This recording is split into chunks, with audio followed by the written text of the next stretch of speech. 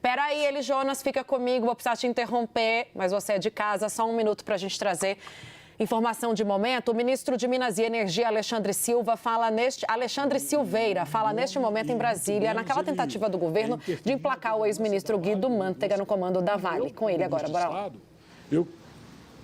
É natural, e eu volto a dizer, legítimo, que a segunda maior empresa do país, uma empresa mineradora, uma empresa que tem seus compromissos sociais muitas vezes descumpridos com a sociedade brasileira, eu quero dizer isso de forma peremptória, de forma clara, e eu estou dizendo, eu acho que é muito grave nós temos ontem ter tido uma data de 5 anos do acidente de Brumadinho sem nenhuma reparação efetiva, mais vigorosa, teve a reparação, mas não à altura ainda do que a sociedade de Minas Gerais espera da Vale.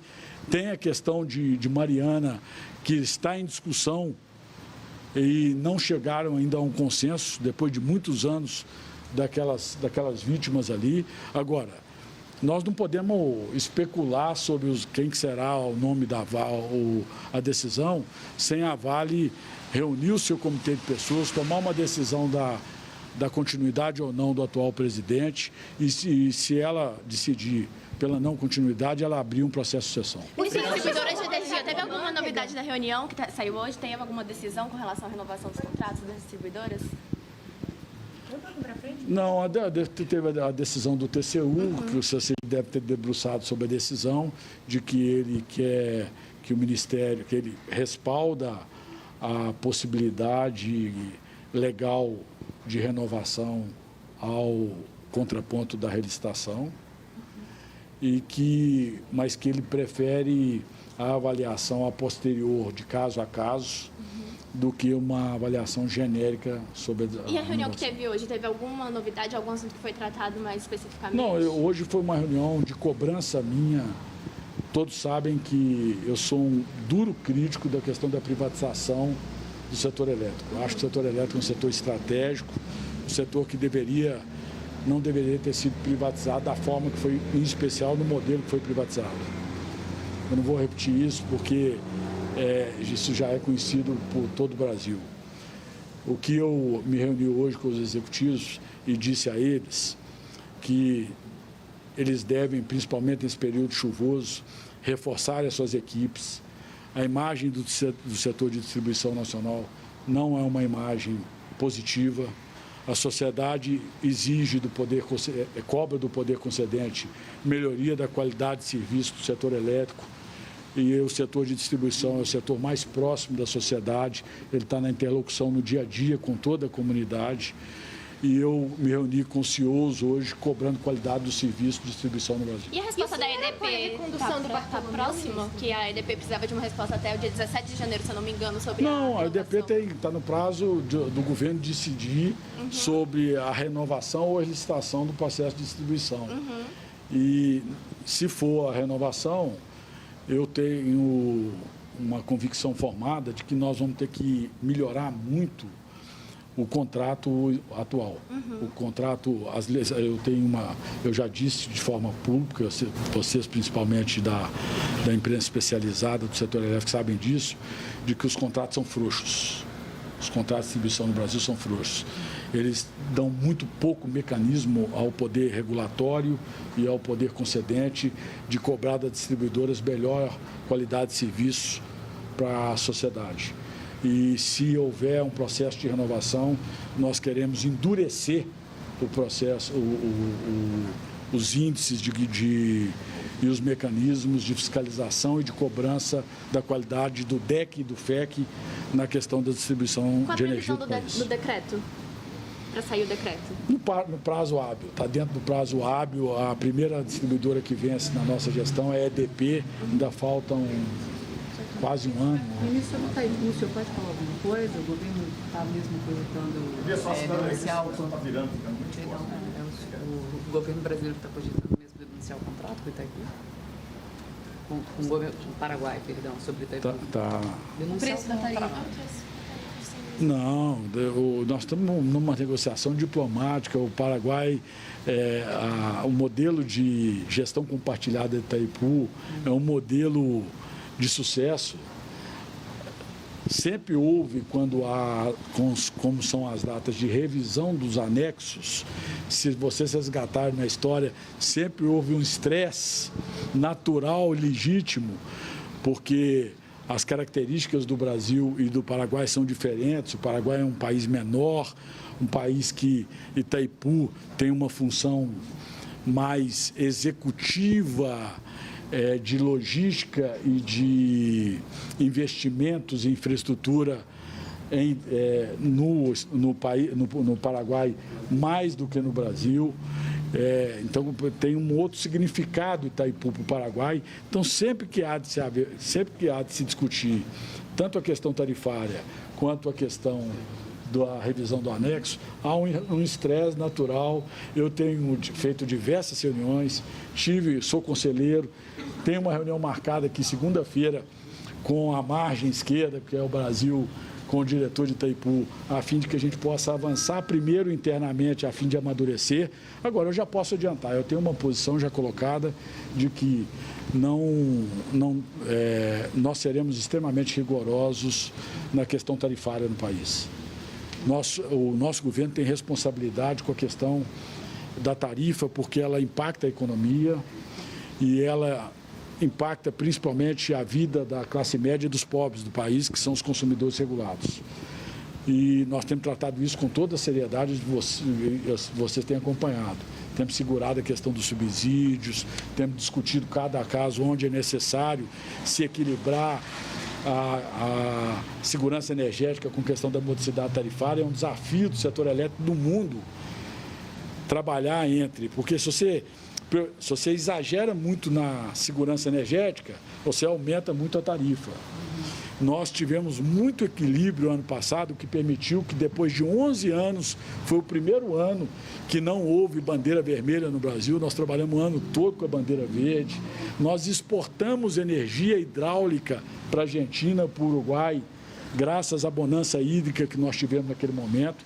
No final do ano, nós tivemos uma intempérie muito grande, que foi uma elevação da temperatura completamente atípica no país, o que demonstra que nós temos que levar essa questão climática com muita seriedade e trabalharmos muito fortemente no Comitê de Monitoramento do Setor Elétrico, considerando possibilidades do El Niño esse ano ainda ser mais rigoroso e, consequentemente, a gente ter que ampliar a possibilidade de outras fontes seguras de energia para poder segurar o sistema.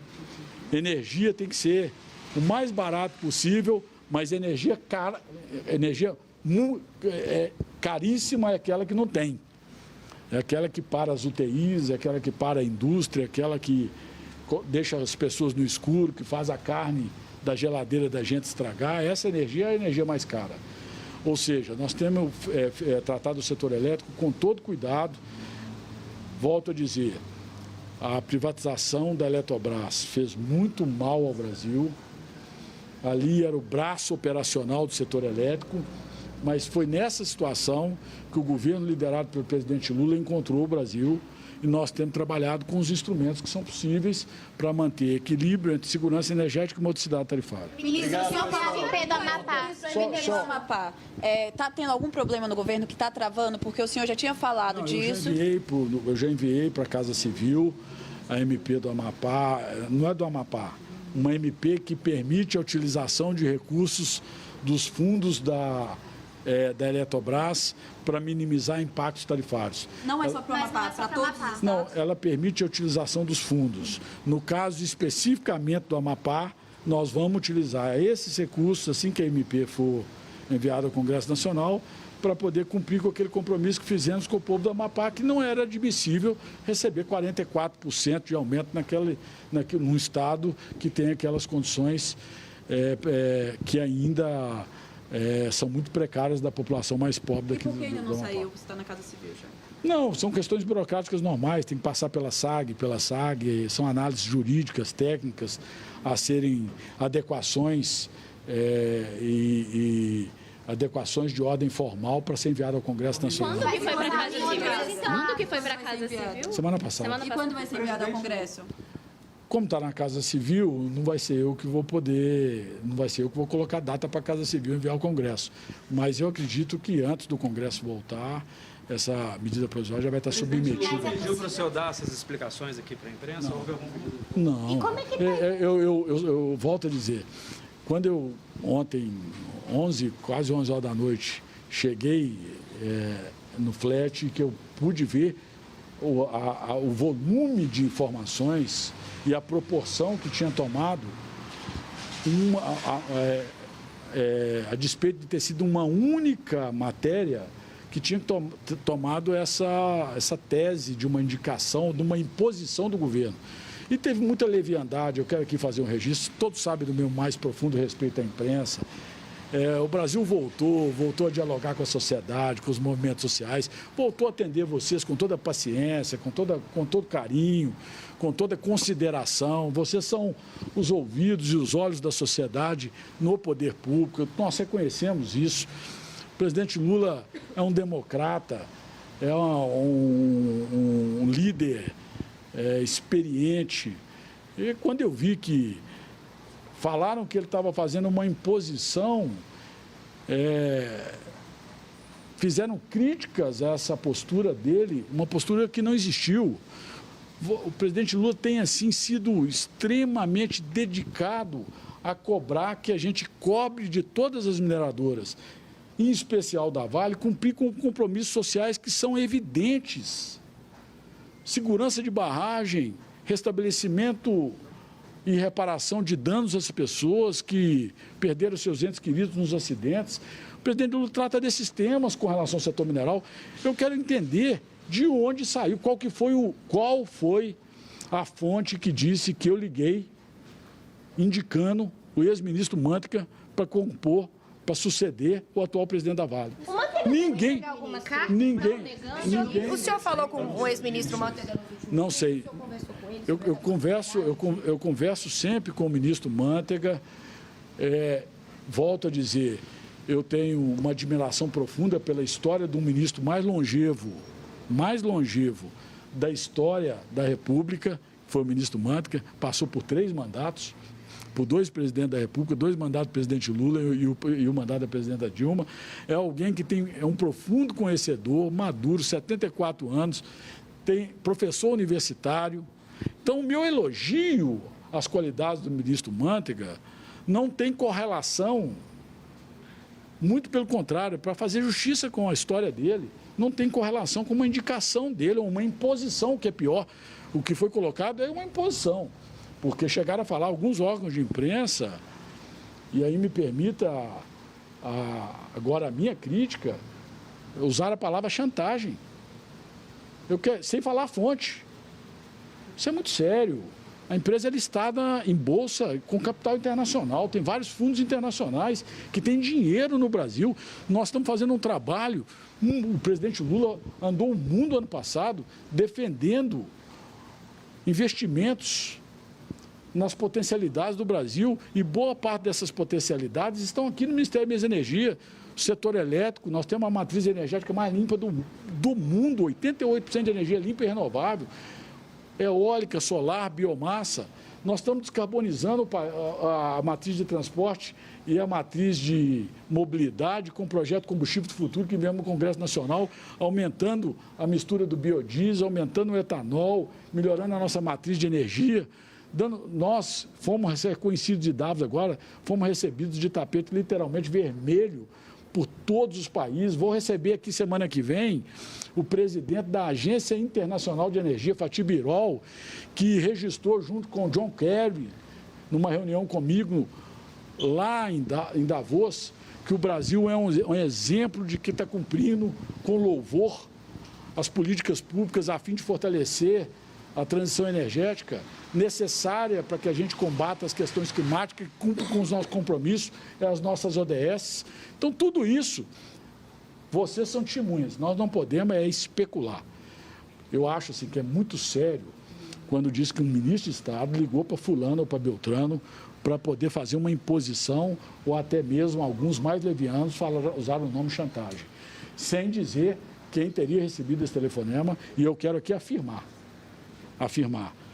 eu não tive nenhuma conversa com um conselheiro que eu tivesse citado uma indicação do ex-ministro Manteiga para suceder o atual presidente da Vale. Eu estou dizendo isso peremptoriamente diante da imprensa nacional. E o senhor apoia a recondução do Bartolomeu? Ou... Não, eu tenho críticas conhecidas, contundentes à gestão da Vale. A Vale precisa melhorar a sua gestão, a Vale precisa ter uma interlocução mais próxima com o governo. A Vale é uma empresa que é a segunda maior empresa do país, ela tem que respeitar o interesse dos seus acionistas, mas ela tem também que respeitar o povo brasileiro, respeitar as políticas públicas, e o Ministério de Minas e Energia, é importante ressaltar isso, é o responsável pela formulação da política mineral nacional e é o ministério ao qual está vinculada a agência reguladora, que é a ANM, que regula todos os direitos minerais do país. Essa interlocução é legítima, eu tenho críticas à Vale do Rio Doce, mas essas críticas não são correlatas e não são personificadas numa pessoa. A Vale do Rio Doce precisa avançar muito na sua relação com a sociedade, com o governo. No meu estado, especificamente, a Vale hoje vive uma queda de produtividade, o que impacta a economia do estado. Ela não tem uma boa relação com a comunidade onde ela explora. Ela explora o minério de ferro, ela não tem uma relação próxima com a comunidade, isso é importante, que ela seja aprovada pela comunidade. Eu tenho uma política que eu tenho cobrado muito da Vale, que é ela compartilhar a sua logística ociosa com as demais mineradoras do estado, a fim de tirar as carretas das estradas, porque o setor mineral é um dos setores, pela carga e pelo peso das carretas, que mais impacta a qualidade do pavimento das rodovias. Eu que fui diretor-geral do DENIT, sempre tive uma briga com as mineradoras muito forte, e a Vale é detentora da logística no estado. Ela praticamente, ela não é monopolista, mas quase que monopolista da logística que são as ferrovias que ligam até os portos. Então, eu tenho feito esse debate. Esse debate tem sido feito. E por que eu tenho críticas? Porque as coisas são muito lentas na Vale. Eu acho que ela poderia, respeitar da sua governança, ela dá mais celeridade a essas políticas que são convergentes entre o interesse do acionista e o interesse da população. As pessoas morrem nas estradas muito em consequência desse volume de carreta nas estradas. Então, são políticas públicas que a gente quer fazer de mãos dadas com as mineradoras, de mãos dadas com a Vale do Rio Doce, com as outras mineradoras, mas vamos usar os instrumentos regulatórios, instrumentos de formulação de política que forem necessários para que eles cumpram com o Brasil. Ministro, como o senhor avalia a atual interlocução entre o governo e o comando da Vale? É inadequada. Eu acho que ela tem que ser mais próxima. Nós temos que ter um vigor maior para implementar aquilo que eu chamo o seguinte: as políticas públicas só são os resultados da economia, eles só são mais dinamizados quando a gente consegue ter um diálogo mais próximo e mais permanente e convergir os interesses do lucro da iniciativa privada com os interesses da sociedade, que são representados pelo governo que legitimamente é eleito nas urnas. Então, essa é a minha crítica. Ela já é conhecida, mas eu quero repetir. E o presidente Lula, todas as conversas que ele teve comigo sobre o setor mineral como um todo e sobre a Vale do Rio Doce, foi cobrando do ministro de Estado que ele seja rigoroso na questão da exploração dos direitos minerais, do subsolo brasileiro, mas que ele seja principalmente rigoroso na reparação dos danos de Brumadinho e Mariana, que a gente cobre da Vale, que ela tenha uma consciência social maior. Ministro, o senhor usou o termo especulação. Quem veio a público defender o Manteiga para Vale foi a deputada Gleisi Hoffmann, presidente do PT. O senhor entende que foi o próprio PT, então, que gerou essa especulação ou contribuiu para que acontecesse? Só para restabelecer a verdade com relação a esse Twitter da deputada Gleisi Hoffmann, ontem presidente do PT. Ela só tweetou depois de mais de 48 horas de inverídicas notícias com relação a uma tentativa do presidente Lula e do ministro de Minas e Energia de fazer uma imposição a uma empresa de capital aberto, listada em bolsa, com investidores internacionais, que não deveria ter acontecido em nenhum momento. Ela tuitou em defesa da posição dela. Agora, as especulações não surgiram do Twitter dela. Vamos restabelecer as coisas assim. Ela tuitou muito depois das notícias estarem completamente espalhadas pelo Brasil, de forma completamente injusta com o presidente Lula e com o ministro de Minas e Energia do Brasil. Obrigada, ministro.